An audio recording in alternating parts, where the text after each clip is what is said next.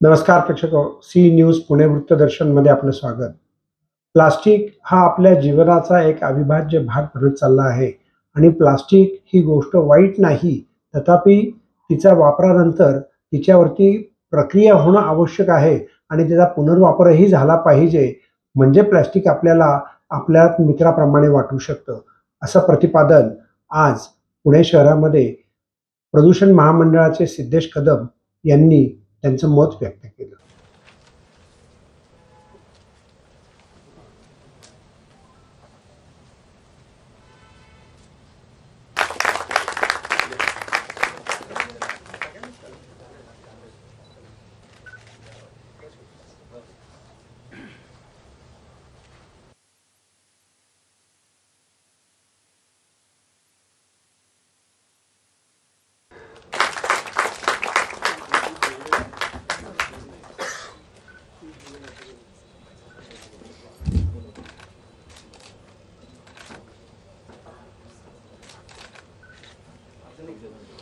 एक मिनिट त्यांचं सबूतच आहे।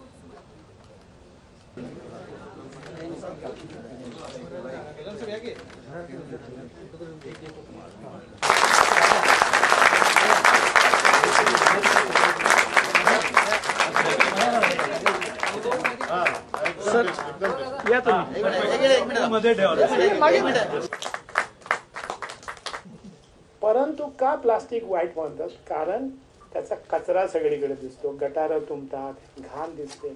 त्याला कारण कोण आहे?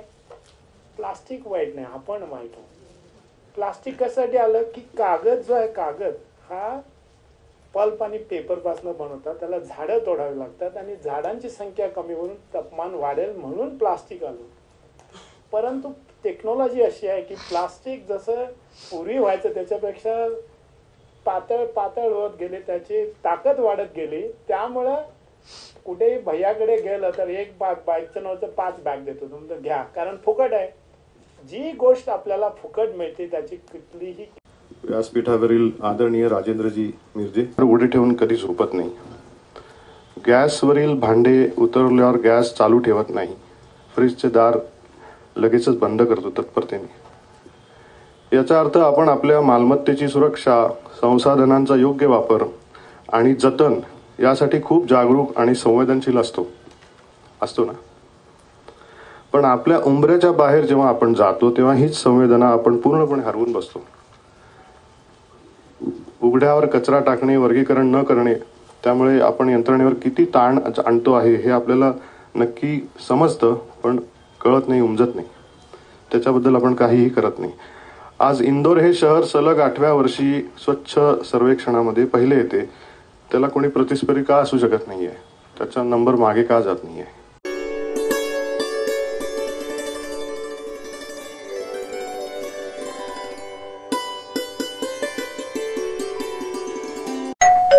अहो उठा ना, ऑफिसला नाही का जायचं?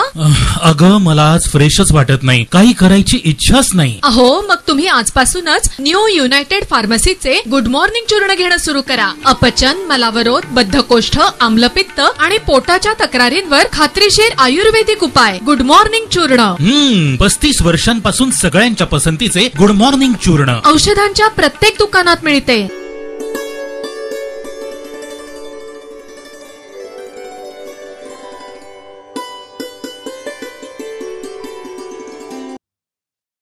पुणे महानगरपालिकेच्या आरोग्य विभागातील भ्रष्टाचार आणि रुग्णालयातील गैरव्यवहाराबाबत एक आता रुग्ण हक्क परिषदेच्या वतीनं याचिका दाखल होती। रुग्ण हक्क परिषदेबरोबर इतर सामाजिक संस्था देखील त्यामध्ये सहभागी होणार आहेत। सरकारी बिलं मंजूर होत असताना, म्हणजे महापालिकेची बिलं मंजूर होत असताना महापालिकेचा अंतर्गत आरोग्य खात्यातला भ्रष्टाचारही त्यात नमूद केला आहे। जाणून घेऊयात नेमकं हे प्रकरण काय आहे। पुणे महानगरपालिकेच्या आरोग्य खात्यामध्ये चाललेल्या भ्रष्टाचारासंबंधी ही याचिका मुंबई उच्च न्यायालयात दाखल करण्यात आलेली आहे। मी महानगरपालिका आयुक्त आणि अँटी करप्शन ब्युरोचे डायरेक्टर जनरल यांना यासंबंधी पुरावे पाठवले होते। त्यामध्ये एक आरोग्य अधिकारी आहेत, त्यांच्या संबंधी हे पुरावे होते।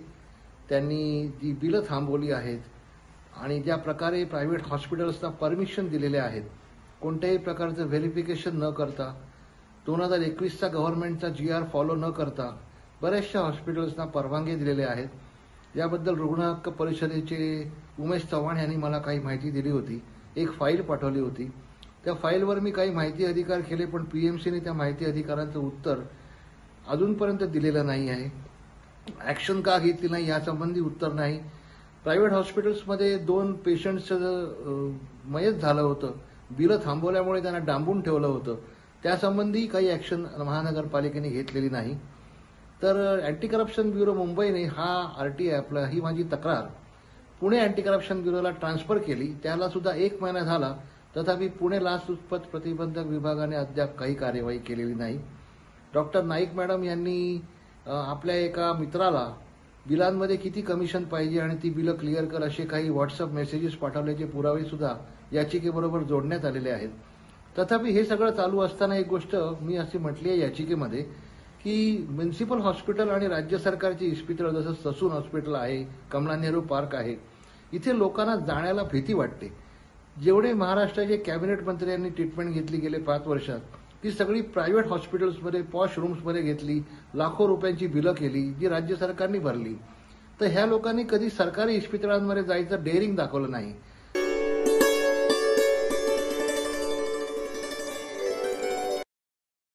एका कला केंद्रामध्ये आमदाराच्या भावानं फायरिंग केल्याची नुकतीच बातमी आपण सर्वांनी पाहिली. त्याचा खुलासा करण्याकरता आज शंकर मांडेकर यांनी पत्रकारांच्या प्रश्नांना उत्तरं दिली.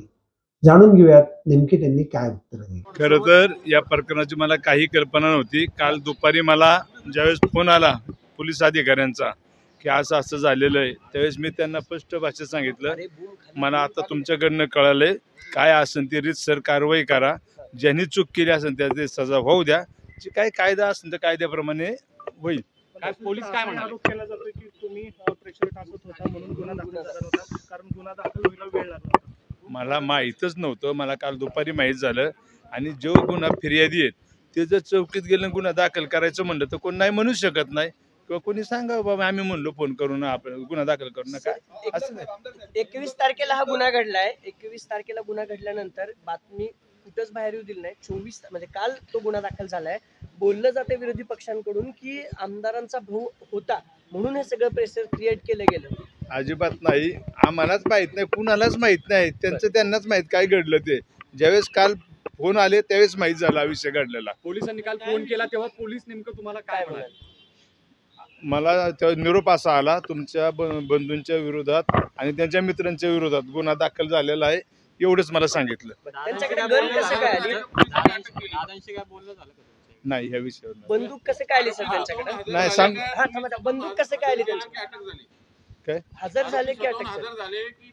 नाही, आम्ही हजर मला सांगितलं. मला ज्यावेळेस कळलं मी स्पष्ट भाषेत सांगितलं की तुम्ही जायचं चौकीत जाऊ, जे कोण आपले अधिकारी असेल त्यांच्याकडे जाऊन हजर व्हा, आणि ते हजर झाले.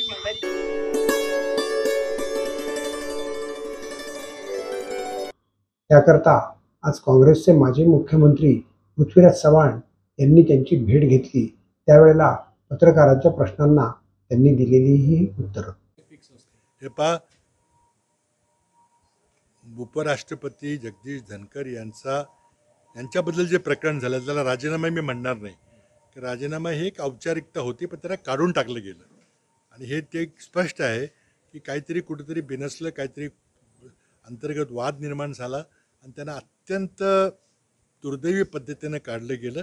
अर्थात मी मगाशी सांगितल्याप्रमाणे मुळातच त्या व्यक्तीला उपराष्ट्रपती पदासारख्या सर्वोच्च पदावर बसवणं चुकीचं होतं आणि फक्त राजकीय हेतूने ते बसवलं गेलं होतं. पण ते त्यांना शेवटी त्यांच्याच अंगलट आल्यामुळं त्यांना काढलं. पण शेवटी ते एका संविधानिक पदावर बसलेली व्यक्ती होती, त्यांना अशा प्रकारे वागायला नको होतं. राजीनामा हा जबरदस्ती घेतला गेला आणि त्यातून आता काय काय घडलं, कशामुळे घडलं ते हळूहळू बाहेर निघेल. परंतु मला वाटतं दाल में कुछ काला है किंवा all is not well in Delhi. आणि त्यामुळे आता एका बाजूला पंतप्रधान नरेंद्र मोदी यांच्या वयाची 75 वर्ष होत आहेत, त्याकरता अंतर्गत लोकांनी एक त्याबद्दलही चर्चा तिथं दिल्लीमध्ये चाललेली आहे. पण दिल्लीमध्ये उपराष्ट्रीय पदाच्या बद्दल जे काय घडलं ते अत्यंत दुर्दैवी आहे, लोकशाहीला काळीमा फासणार. बिहार निवडणुकीच्या पार्श्वभूमीवर या गोष्टी झाल्याच्या चर्चा असेल, पोलीस स्टेशनमध्ये जाऊन पोलिसांनाच धमकी देणं, या सगळ्या नाही, असं नाही. जो कोणी चुकीचं वागेल त्याला सहन नाही केलं पाहिजे, यात काही शंका नाही आहे. पण काय झालं की एकदा सत्ताधारी पक्षाकडून जर काही जर उत्स्फूर्त केलं गेलं तर त्याचं प्रत्युत्तर मिळतं. ते देणं चुकीचं आहे, मी मान्य करतो. परंतु ही मुळातच सत्ताधारी पक्षाची जबाबदारी आहे की ते आपल्या आमदारांना वगैरे त्या ठिकाणी व्यवस्थित शिस्तीत वागायला शिकवलं पाहिजे, ठेवलं पाहिजे. पण मुद्दाम त्यांच्याकडून असं जर घडत असेल तर मग काही भवितव्य फार निराशापद आहे. पण कुणीच असं वागलं नाही पाहिजे. आमच्या पक्षाचं जरी कोणी असं वागलं तर त्याला मी माफ करणार नाही, किंवा आमच्या महाविकास आघाडीमधलंही कोणी केलं तरी चुकीचं आहे ते. पण आज कुणाकडून हे वर्तन घडतंय, जे आपले व्हिडिओ बाहेर येत आहेत, आता ते व्हिडिओ कुणाकडून येत आहेत ही चर्चेचा विषय आहे. पण जे काही विधिमंडळामध्ये घडलं की स्वतः मंत्री महोदय, कृषी मंत्री महोदय, शेतकऱ्यांची परिस्थिती एका बाजूला, दररोज 8 शेतकरी आत्महत्या करतायत.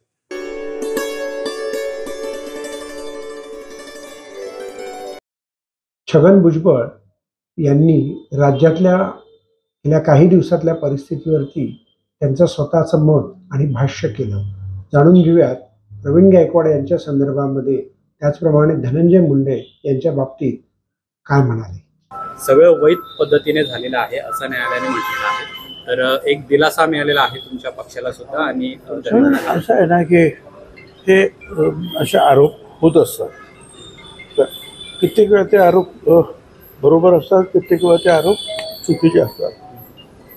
आणि मग त्याच्यावर एकच उपाय असतो, तो म्हणजे कोर्टात जाणं आणि पूर्णपणे त्या आरोपांची छाननी करणं. आता त्याची छाननी केल्यानंतर असं आढळलं की धनंजय मुंडे यांच्यावर जे आरोप करण्यात आले त्याच्यात काही तथ्य नाही, तर कोर्टाने त्याप्रमाणे निर्णय दिले. पण धनंजय मुंडेंना सातत्याने एव्हरीबडी सगळ्यांना ते ॲक्सेप्ट करायलाच पाहिजे, बदनामी सातत्याने त्यांची केली जाते. ते चालतं असं काय नाही. राजकारणामध्ये, समाजकारणामध्ये असलेल्या लोकांना काही आमच्याकडून चुका होतात, काही आमच्या सहकाऱ्यांकडून चुका होतात, काय आणि मग तो त्रास तर भोगावाच लागतो. पुन्हा मंत्रिमंडळात घ्यावं धनंजय मुंडे, ते आता मुख्यमंत्री आणि विशेषतः अजितदादा ठरवतात. तुम्ही एक 24 मेला विधान केलेलं होतं की धनंजय मुंडेंना जर क्लीन चिट मिळाली तर त्यांचं जे खातं आता तुम्हाला देण्यात आलेलं आहे त्याचा तुम्ही राजीनामा. क्लीन चिट मिळाले का त्यांना सगळी? आता या कृषी विभागाच्या चला पुढे घ्या. दुसरं लाडक्या त्यांच्यावर आरोप, मूळचे आरोप काय आहेत ते वेगळे आहेत. ते तिथले झालेल्या लढाया, मारामारा, खून त्याच्यावरच आहे, याच्यावरच होतं का?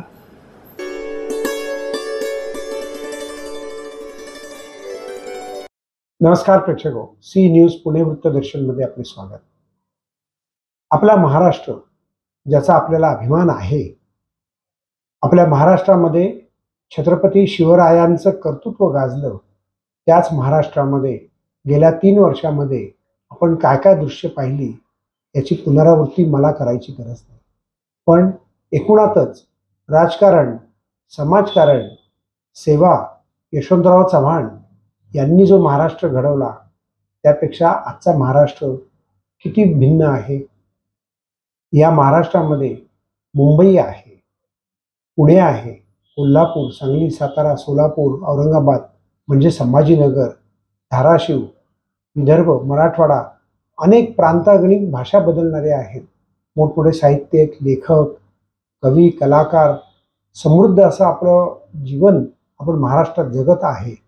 पण राजकीय पटलावरती मात्र गुंड, गुन्हेगारी अशा सर्व गोष्टी पाहून मनाला वेदना होतातच.